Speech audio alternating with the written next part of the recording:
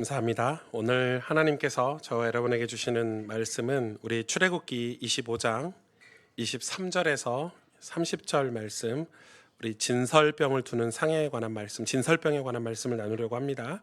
제가 대신 봉독해 드립니다.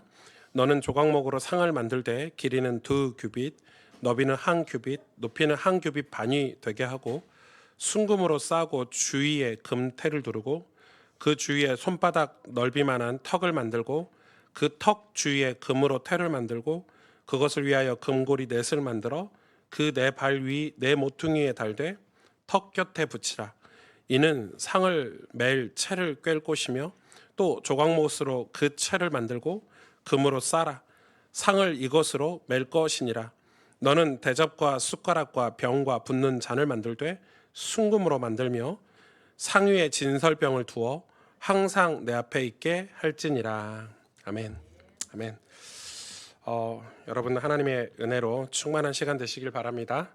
하나님 말씀이 여러분 삶을 새롭게 하고 또 새 힘을 주는 그런 복된 시간 되시기를 축복합니다. 그리스도인은 누구 앞에 살아야 할까요?라는 제목으로 오늘 진설병에 관한 말씀을 우리 같이 나누려고 합니다. 지금 계속해서 이 성막 안에 하나하나 그런 장치들을 보고 있잖아요. 그래서 굉장히 중요한 말씀들을 같이 하나하나 확인하고 있는데 이거는 신앙생활의 어떤 실체를 같이 우리가 회복하려고 하는 거예요. 존 마크 코머 목사님, 이번 달 추천도서인 이 슬로우 영성을 쓰신 존 마크 코머 목사님이 이런 얘기를 하셨어요. 우리의 영혼은 빨라질수록 피폐해진다. 우리의 영혼이 빨라질수록 더 피폐해진대요. 그래서 뭐라고 말씀하셨냐면 속도를 늦추지 않으면 우리는 결국 하나님도 스쳐 지나가게 된다.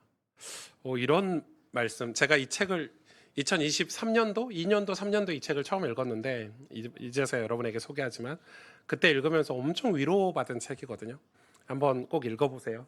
엄청 위로가 되고 제가 되게 많이 하나님 앞에 하나님과의 관계를 생각하게 한 그런 책이었는데 무서운 말씀이죠. 우리가 속도가 너무 빨라가지고 하나님도 그냥 스쳐 지나갈 수 있다 이렇게 얘기하고 있어요. 이 속도는 그냥 단순히 이 삶의 속도인가요? 이 존 마크 목사님은 이렇게 얘기해요. 우리의 속도가 너무 빨라가지고 하나님도 그냥 스쳐 지나갈 수 있다 이렇게 충고하면서 이 세상 사람들 여러분 이 성도들의 삶만 그런 게 아니라 교회도 그럴 수 있다고 얘기해요. 교회가 너무 사역이 빨라서 교회가 막 성장하고 부흥하려고 막 회의하고 모임하고 막 빠르게 가다 보면 하나님의 뜻을 그냥 지나칠 수도 있대요. 제가 이 책을 읽는데 엄청 충격이 되더라고요. 하나님을 스쳐 지나갈 수도 있구나. 교회도, 목사도 빠르게 속도에만 신경을 쓰다 보면 방향을 잃어버릴 수 있겠구나. 사실 교회는 하나님의 뜻을 이루는 곳인데 하나님이 붙잡고 쓰셔야 되는 하나님의 도구가 되는 게 교회인데 하나님을 그냥 스쳐 지나간다면 아찔하잖아요, 여러분. 그럴 수 있는 거죠. 사랑하는 여러분, 예배는 우리의 삶의 속도를 늦추게 하는 하나님의 선물이에요. 존 마크 코머 목사님도 똑같은 얘기를 하셨어요. 예배는 바쁨을 멈추는 시간이래요. 그리고 이런 얘기를 하셨죠. 하나님 앞에 나를 세우는 거룩한 저항이다 이렇게 얘기하셨어요. 와, 제가 이 책 읽다가 이 문구에 막 밑줄을 몇 번 그었어요. 하나님 앞에 나를 세우는 거룩한 저항. 왜 저항이라는 단어를 쓰셨죠? 세상 속도가 너무 빠르니까, 교회가 막 성장하고 부흥하는 일에 너무 속도가 빠르니까 하나님 앞에 서는 시간이 저항처럼 느껴지는 거예요. 여러분 내일 시험이라고 생각해 보세요. 청소년 여러분, 내일 기말고사다, 내일 중요한 시험이 있다. 그럼 오늘 예배 드리는 게 얼마나 저항이에요. 큰 저항이죠. 내일 회사에 중요한 일이 있고 오늘 일을 해야 내일 승진도 할 수 있고 돈도 더 벌 수 있다. 그럼 예배 드리는 시간이 얼마나 불편한 시간이 될 수도 있어요. 그래서 존 마크 코머 목사님은 이 예배가 거룩한 저항이라 그랬어요. 스탑, 멈춰서 하나님을 예배하는 시간, 그리고 하나님의 뜻을 구하고 하나님께 힘을 얻어서 우리가 올바른 방향으로 갈 수 있는 이 예배 시간이 거룩한 저항이래요. 그래서 우리는 삶의 속도를 늦추고 멈추고 하나님 앞에 나를 세울 수 있는 이런 거룩을 회복해야 되는데 여기서 하나님과 교제하고 하나님의 음성을 듣고 내 삶을 믿음으로 세우는 그런 소중한 이 시간이 바로 예배 시간이다라고 말씀하고 계세요. 우리는 요즘 성막을 통해 하나님께서 이스라엘 백성 그들 중에 거하시겠다, 분명히 그렇게 말씀하셨죠. 성막은 하나님이 그들 중에 거하시겠다는 하나님의 약속이고 의지인데, 그걸 어떻게 이루시는지 구체적으로 성막 안에 있는 도구들, 장치들을 통해서 우리가 지금 살펴보고 있는 거예요. 성막의 중심은 하나님의 임재이고, 그분이 거룩한 임재는 단순히 하늘에서만 있는 게 아니라 이스라엘 백성들 가운데, 즉 저와 여러분의 삶 가운데에서도 하나님이 거룩한 임재를 하시겠다는 의지시잖아요. 그럼 오늘 성막 안에 진설병 상을 만들래요.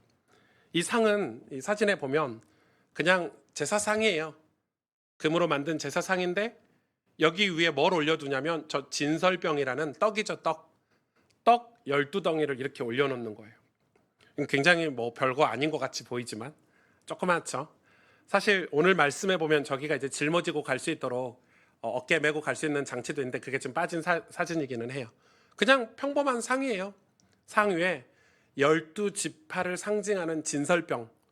진설병은 그냥 떡 이름이에요. 뭐 영어로 쇼 브레드 해가지고 진설하는 빵이에요. 그냥. 그러니까 빵을 거의 다 올려두는 거예요.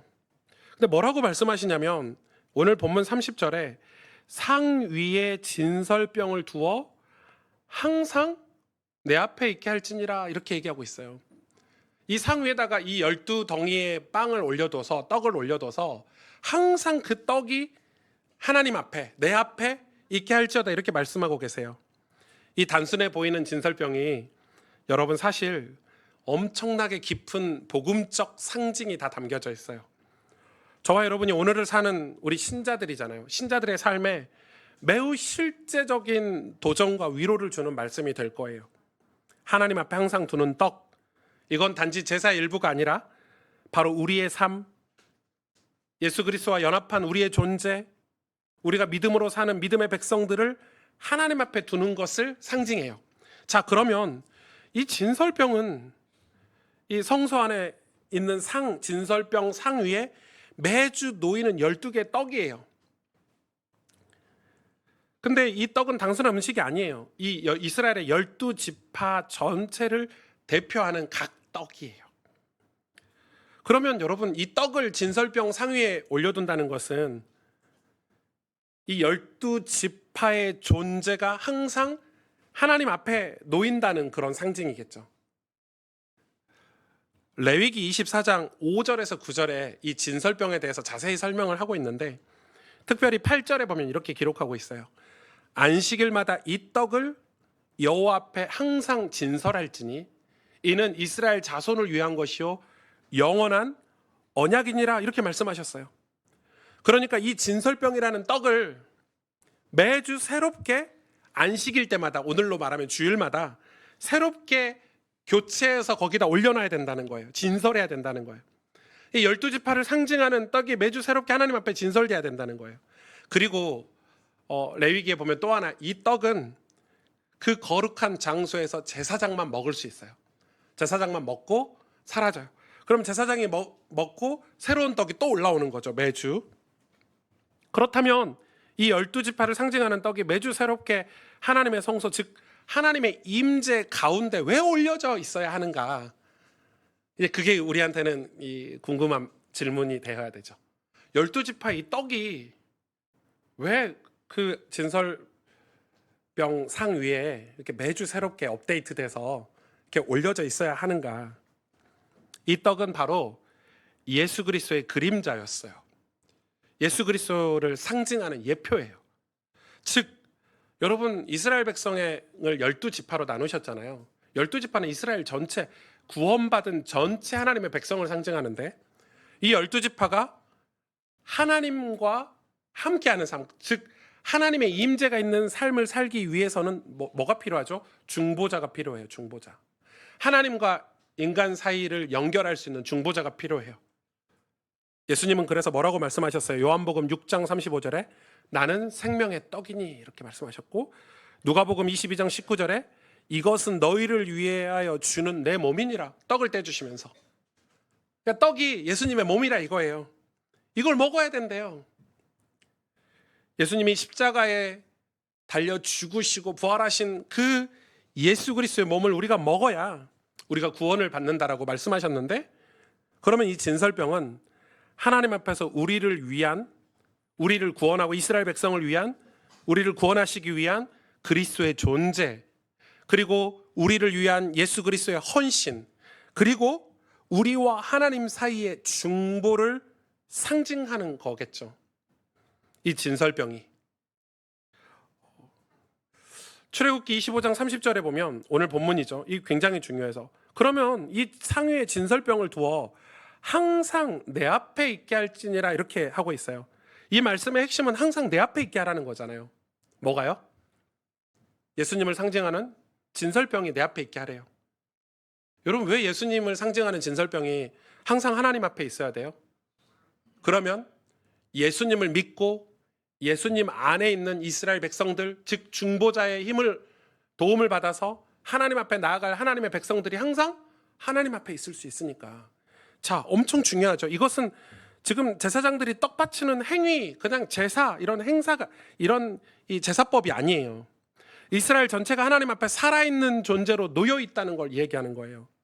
중보자 예수 그리스도를 통해 하나님 앞에 항상 살아있는 존재로 이스라엘 백성이 드려져야 된다는 거예요. 오늘날 우리의 삶도 마찬가지예요.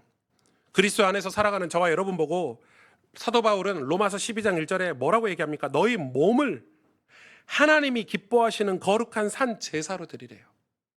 몸을 드리래요. 저와 여러분의 몸을 드리래요. 근데 우리가 실제 몸을 드릴 수 있습니까? 이스라엘 백성들의 하나님이 몸을 진짜 받으시나요? 아니죠. 중보자 예수 그리스도를 받으시잖아요. 우리가 그분을 믿는 믿음을 받으시잖아요. 그러니까 진설병은 바로 하나님 앞에 드려진 산 제물의 그림자예요. 예수 그리스도의 그림자. 그리고 그거에 대한 우리의 태도를 보여주는 상징이에요.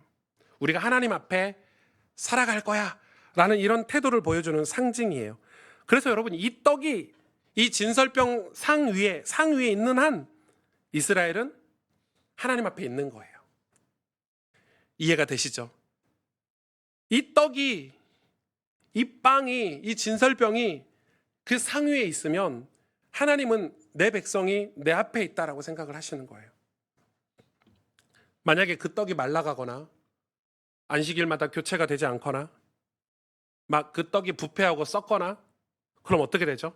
하나님 앞에 있음을 놓치게 됐다, 이렇게 평가할 수 있겠죠.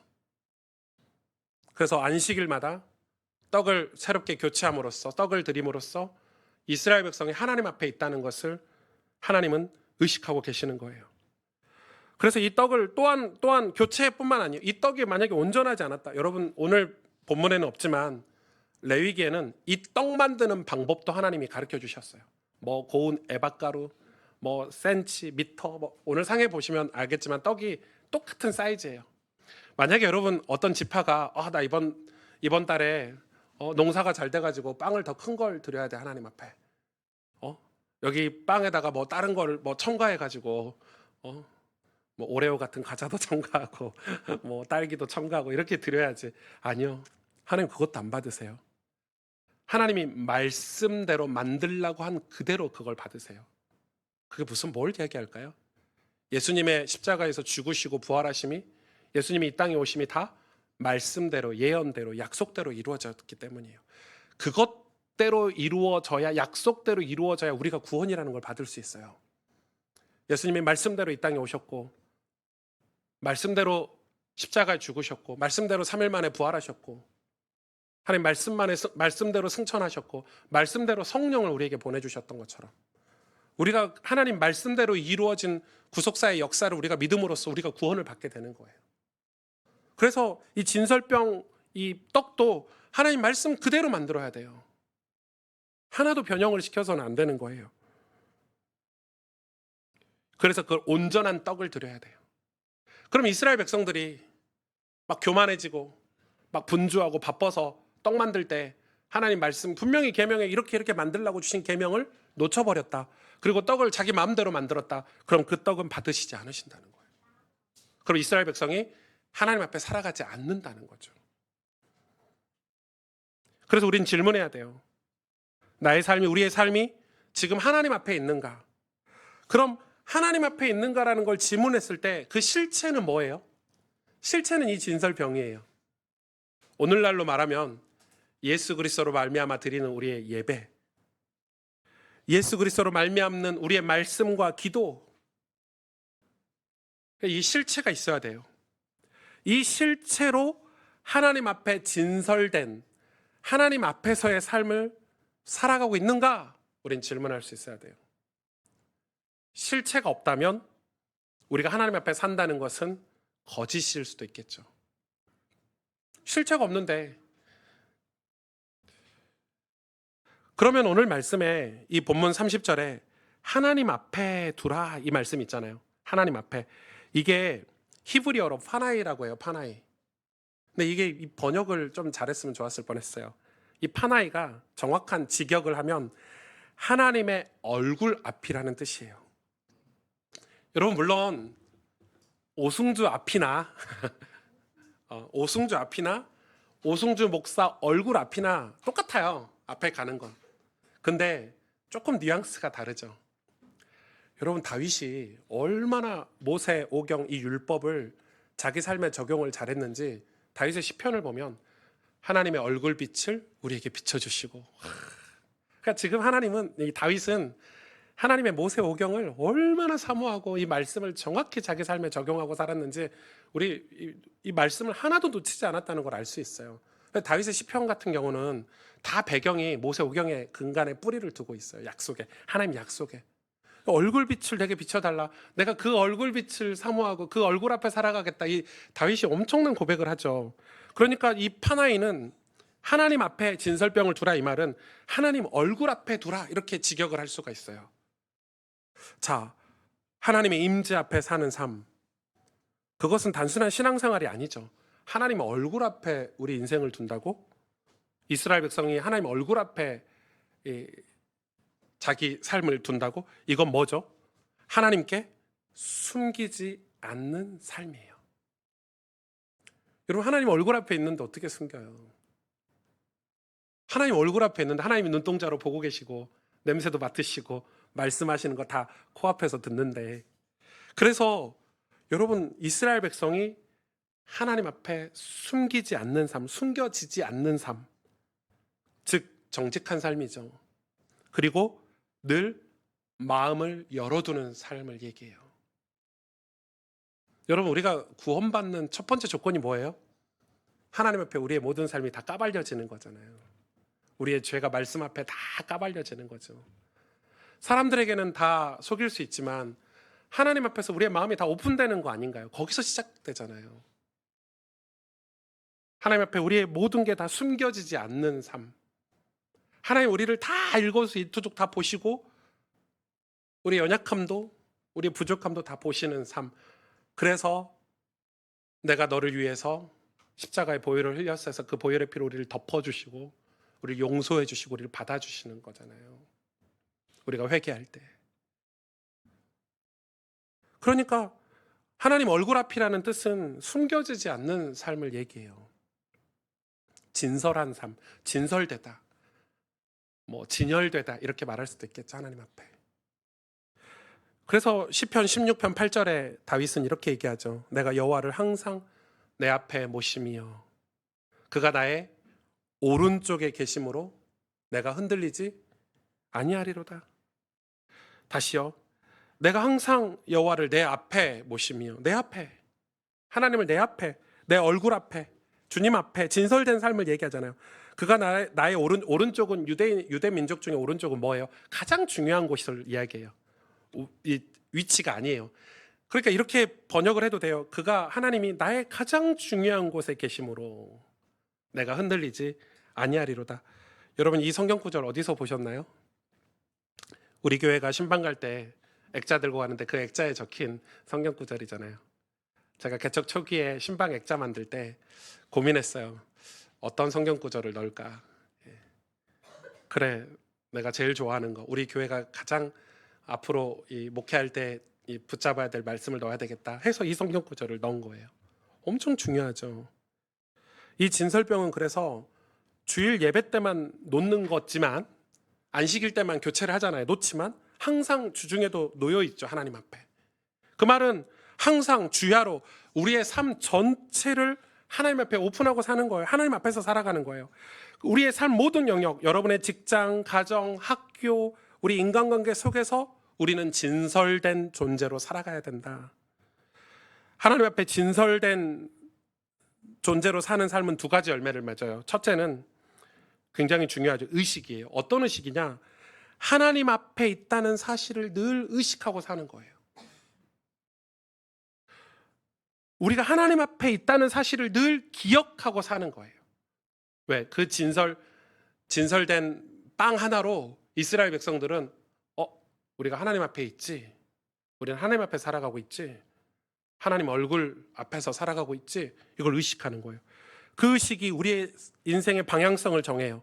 하나님의 얼굴을 구하고 힘들고 어려울 때마다, 위기 때마다, 중요한 선택을 할 때마다 하나님의 얼굴을 구하고 하나님 앞에 나아가 하나님의 뜻이 무엇인지 구하게 되는 삶을 사는 거예요.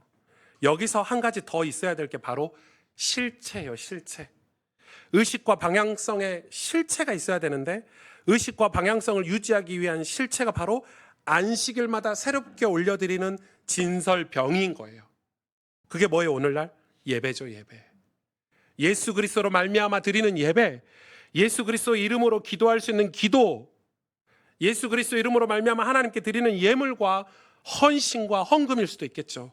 하나님 앞에 살아가는 우리 하나님의 백성들의 삶에 실체가 있어야 되는데, 그게 예배라는 거. 예배. 그래서 여러분 주일날 예배 드리면서 막 찬양하고 말씀 듣고 새 힘을 얻잖아요. 그 새 힘을 얻어야 일주일을 살아가는 거예요.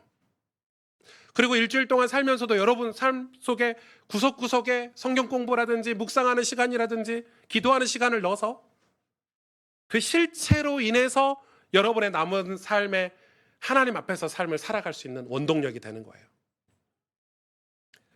제가 일주일에 3일 정도를 교회 와서 기도하는, 제가 이제 스케줄들을 조절해 가지고 3일 정도 교회 와서 이 성도님들을 위해서 기도하는 시간을 가지고 있어요. 사실 이제 저 같은 목사는 그 실력이 없으니까 뭐 이렇게 능력이 있거나 이러질 않으니까 다 제 마음과 제 삶을 다 오픈하면서 살잖아요. 이 부산의 이상규 교수님께서 이번 주에도 소포를 2개나 보내오셨어요. 아니 월요일날 학교에 와서 주셔도 되는데 주중에 소포를 보내시는 거 왜 그러냐면, 이상규 교수님은 제가 논문을 쓸 수 없다는 걸 알고 계세요. 그리고 제가 논문 자료를 구할 수 있는 능력이 없다는 걸 알고 계세요. 그래서 이 공부하시다가 연구하시다가 이거 오목사 논문에 도움되는 자료인데 하면은 소포로 바로바로 보내주세요. 제가 소화도 다 못해요. 그러니까 제가 뭐 공부를 좋아하지 않으니까. 그래서 제가 교수님 진짜 이 공부하기가 너무 힘들고 이 박사 논문이 너무 힘들 것 같아.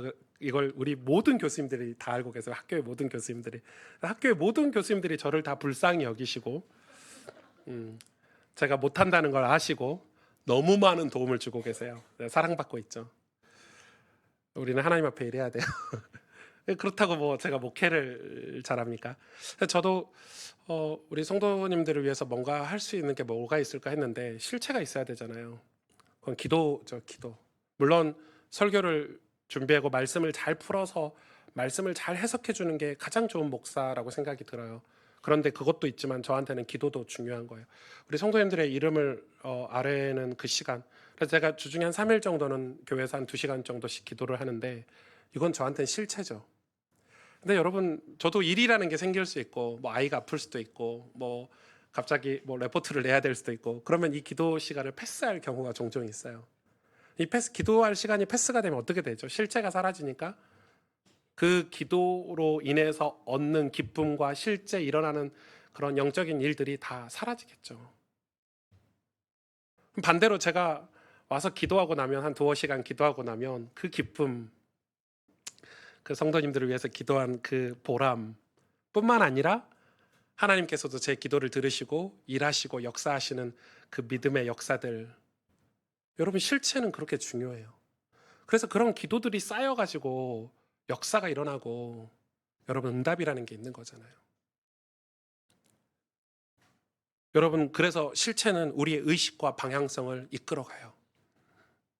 오늘 이 진설병은 실체잖아요.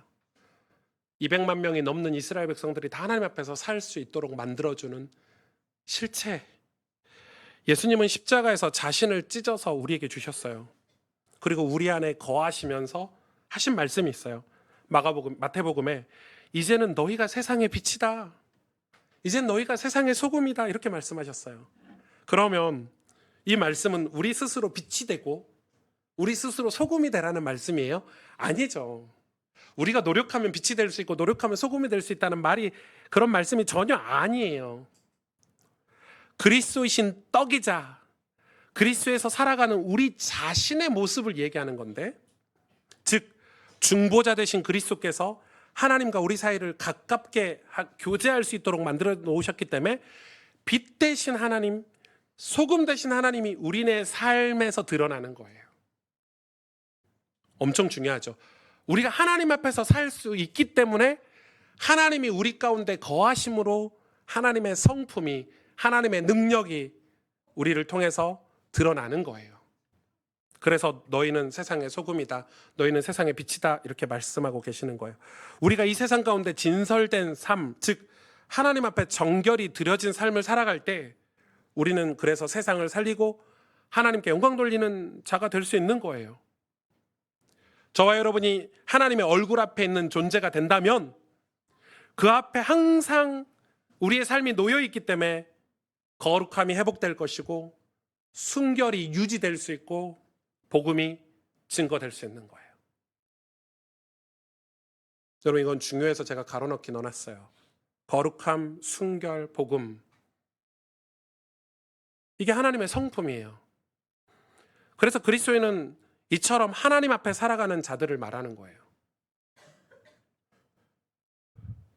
그리스도인이 하나님 앞에서 살아갈 때 교회는 항상 건강하게 부흥했어요.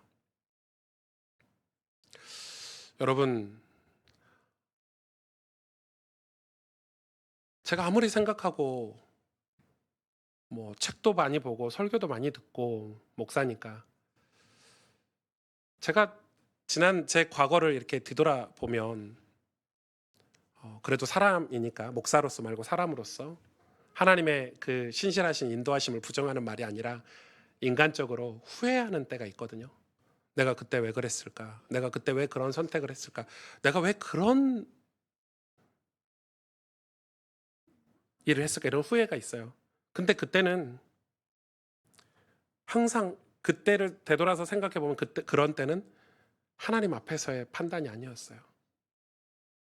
제가 조급했고 성장하고 싶었고 제 욕심이었고 잘하고 싶었고, 근데 되돌아보면 그때가 항상 실패했다고 후회가 되는데요. 반대로 별거 아닌데 제가 하나님 앞에서 생각하고 판단했던 것들, 하나님 기뻐하시는 뜻이 무엇일까? 하나님 원하시는 일이 무엇일까? 이렇게 했던 때는 항상 시간이 지나서 보면 열매를 맺혀져 있었어요. 여러분 교회가 부흥한다는 말은 엄청난 얘기인데 제가 감히 이야기할 수는 없지만 그래도 저는 한국 교회나 우리 가스펠 교회가 또 저와 여러분 하나님의 백성들이 우리가 다시 교회가 교회다워지고 하나님의 임재가 회복되어지고 영적인 부흥이 다시 일어나기 위해서 마지막 소망은, 어떤 마지막 희망, 마지막 우리가 할 수 있는 것, 이건 저는 우리 하나님의 백성들이 또 주님의 몸된 교회가 하나님 앞에 서는 거라고 생각해요. 다른 방법이 없어요. 우리가 하나님 앞에 서 있어야 돼요. 여러분 하나님 앞에 서 있는다는 게 오늘 말씀 통해서 나눴잖아요. 그 얼굴 앞에 우리가 진설된 삶을 이야기하는데, 여러분 직장에서, 여러분 가정에서, 혹은 아무도 없는 혼자 있는 그 시간에도 우리가 하나님 앞에서 살아가고 있는가? 그게 왜 교회 부흥을 위한 마지막 소망이라고 저는 얘기하냐면, 그렇게 될 때라야 우리가 하나님이 우리 안에 거하셔서 하나님의 능력이 우리 가운데 드러나는 능력 있는 삶을 살 수 있다고 저는 생각해요. 하나님이 우리 가운데 함께 하셔서 이웃을 용서하고 이웃을 사랑하고 하나님의 능력이 우리 가운데 드러나서 세상 죄악을 우리가 이길 수 있는, 거부할 수 있는, 거룩한 저항을 할 수 있는 그런 힘 있는 그리스도인으로 살 수 있다고 생각해요. 언제요? 우리가 하나님 앞에서 살 때. 교회가 하나님 앞에서 살아갈 때, 세워질 때 교회가 비로소 교회다워지지 않을까. 여러분, 그리스도인의 힘은 우리가 하나님 앞에서 사는 거 아닌가요? 여러분, 교회들이 이렇게 막 모여가지고 데모하고 이러면, 물론 우리가 교회가 3.1절 운동도 했고 뭐 술 먹지 말아라 뭐 이런 데모도 우리나라의 가장 중요한 역사 속에서 교회가 어떤 이 중요한 역할들을 교회들이 했지만, 오늘날 우리가 진짜 직장 안에서, 학교 안에서 말씀 사역, 복음 전하는 사역, 하나님이 함께 하심을 우리 이웃에게 드러내서 우리가 주의 복음을 전할 수 있는 그런 사역은 우리가 그런 데모로 이게 편말 들어서 될 수 있는 일이 아니라고 저는 생각해요. 우리가 정말 하나님 앞에 정직하게 우리가 살아계신 하나님 앞에서 살 수 있는가? 가정이 회복되고 주의 복음이 전파되고, 사실 하나님 앞에서 살아가는 것이 누가 알아주는 삶도 아니고, 우리 교회 성도님들도 그러시잖아요. 골방에서 한 영혼을 위해서 기도하는데 그걸 누가 알아줍니까? 교회를 위해서 헌신하시는 분들 누가 알아주나요? 여기 2부 예배 때 많이 오시잖아요. 교사로 헌신하고 뭐 주차장에서 봉사하시고 반주하고 성가대하고, 알아주는 분 없어요. 담임 목사라도 알아주면 좋겠는데, 이 담임 목사가 알아주는 것보다 훨씬 더 그러나 값진 축복은 하나님이 다 알고 계시다는 거예요. 그러니까 우리가 하나님 앞에서 살아가기 때문에 하나님은 그 삶을 받으시고 우리에게 축복하시는 거예요. 여러분, 이런 진설병, 증거괴, 이게 중요한가요? 중요하죠. 그러나 이 증거괴, 진설병이 중요한 게 아니라 이 증거괴, 진설병 뭐 이런 걸 통해서 하나님, 왜 우리가 복을 받을 수 있죠? 하나님이 복이시니까. 하나님이, 우리가 왜 거룩할 수 있죠? 하나님이 거룩하시니까. 오승주는 불가능하다니까요. 복 받는 삶, 거룩한 삶. 그런데 우리가 그 꿈을 포기하지 않아야 돼요. 거기에 냉소적으로 비웃고 고개를 젓고 가스펠 교회가 무슨 거룩, 무슨 하나님 나라를 이룬다고 이렇게 여러분 비웃거나 하지 마십시오. 그건 하나님을 비웃는 거예요. 우리의 믿음은 예수 그리스도로 말미암아 하나님 앞에, 하나님이 하시겠다고 하시는 그 약속 앞에 서 있는다면, 그 살아계신 하나님 그 얼굴 앞에 우리가 진설되어 있는 삶을 산다면 하나님 그 삶을 받으시고 축복하신다는 거예요. 하나님 앞에 진설된 떡처럼 예수님을 날마다 먹고 그분과 함께 살아가며 그분의 삶, 우리의 삶을 그분 앞에 드리는, 그래서 여러분, 말씀이신 예수 그리스도, 생명의 떡이신 그 예수 그리스도로 말미암아 우리가 항상 하나님 앞에 진설된 삶을 살 때 여러분, 우리의 삶은 능력 있는 삶이 될 것이고 정말 그리스도인으로서 힘 있는,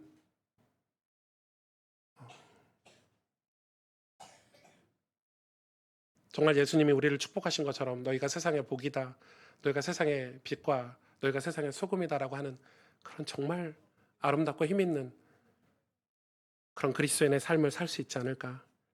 그래서 오늘 설교 제목처럼 우리가 항상 하나님 앞에, 그리스도인은 하나님 앞에 살아간다는 그런 믿음을 가지고 저와 여러분이 승리하는 그런 신앙생활 하시기를 주의 이름으로 축복합니다. 함께 기도하겠습니다.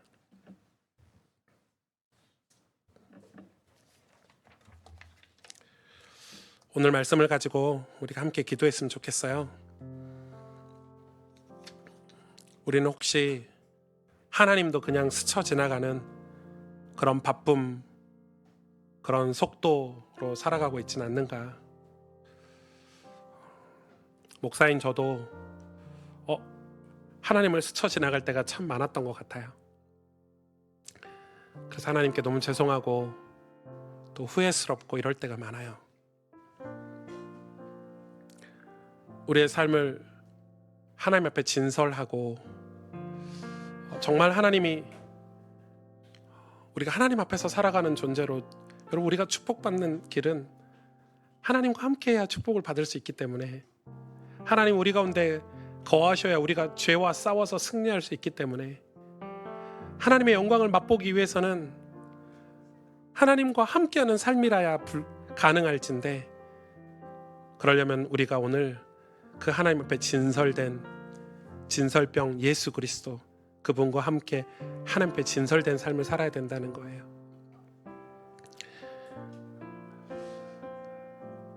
우리의 삶을 멈추고 예배하고 살고 있는지, 또 하나님 앞에서 살아가는 실체가 우리 삶에 있는지, 오늘 우리가 우리의 삶을, 우리의 신앙을 점검하고 이 시간 하나님 앞에, 주님, 우리가 주님 앞에 온전히 드려지는 삶을 살길 원합니다. 하나님 앞에서 사는 삶을 회복해서 진짜 가정도 회복하고 교회도 회복하고 우리 삶의 그리스도인의 그런 능력과 권세를 회복할 수 있도록 축복해 달라고 오늘 말씀 붙잡고 이 시간 함께 하나님 앞에 기도하도록 하겠습니다. 하나님, 정말 감사드립니다.